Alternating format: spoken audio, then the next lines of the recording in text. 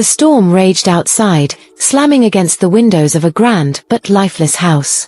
The tall, Victorian-style mansion stood alone at the end of an abandoned road, surrounded by dense woods that swallowed all sound.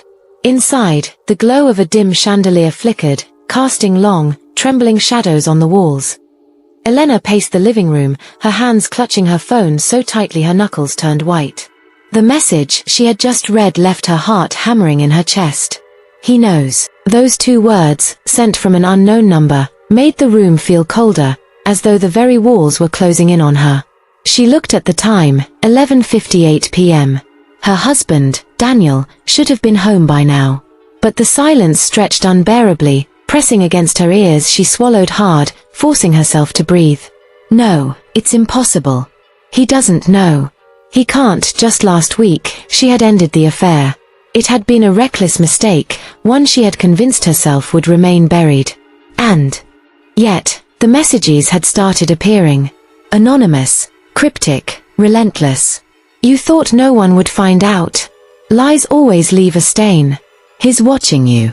A sharp knock at the door jolted her from her thoughts. Knock. Knock. Knock. She spun around, her pulse skyrocketing. It wasn't Daniel's usual way of entering. He had keys. And he never knocked.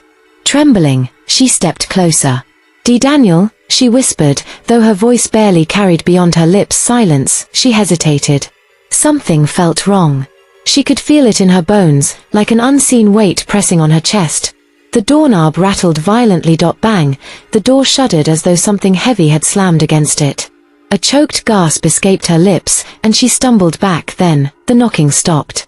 A long, stretched-out silence followed. Slowly, she reached for the peephole.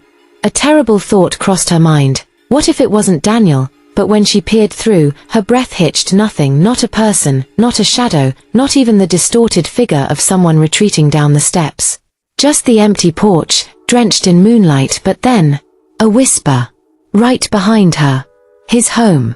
Elena screamed and whirled around, but the living room was empty. The air was thick, suffocating, charged with something unseen but present. Her phone vibrated in her trembling hand. A new message. "You let him in." Her heart stuttered. She hadn't opened the door.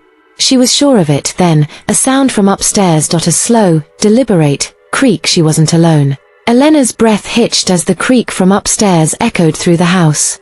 Every muscle in her body tensed. The air had changed, thickened, like something unseen had coiled itself around her. She took a shaky step back, her gaze locked onto the staircase. The shadows seemed to shift, as if something was lurking just beyond her sight.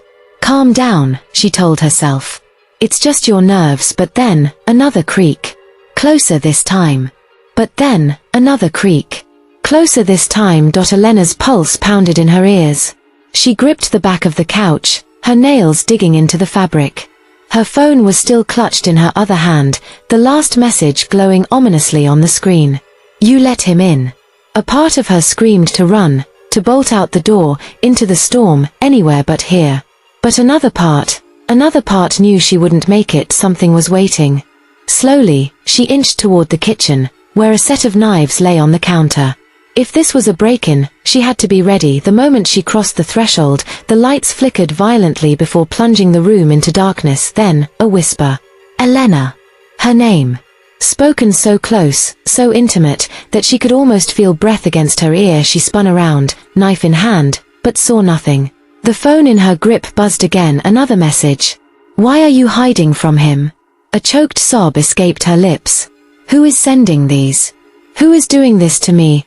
A thud from the staircase made her whip her head around.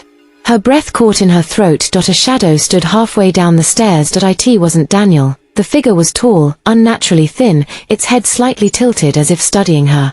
It stood perfectly still, but something about its presence felt wrong, deeply, profoundly wrong. Elena wanted to scream, but her voice failed her. The figure moved. It didn't walk, it glided. Soundless. Effortless. Elena stumbled backward, her hand fumbling for the light switch. She flicked it on. The figure was gone. The staircase stood empty. For a moment, she thought she had imagined it, until she saw the wet footprints leading down the steps. They trailed toward her, and then her phone buzzed one more time. His inside now. The knife slipped from her grasp, clattering onto the floor. The storm outside howled, rattling the windows. But inside, in the suffocating silence of the house, Elena felt something worse than fear. She felt watched, and then, from somewhere in the darkness, came a whisper that turned her blood to ice. Lying has consequences, Elena.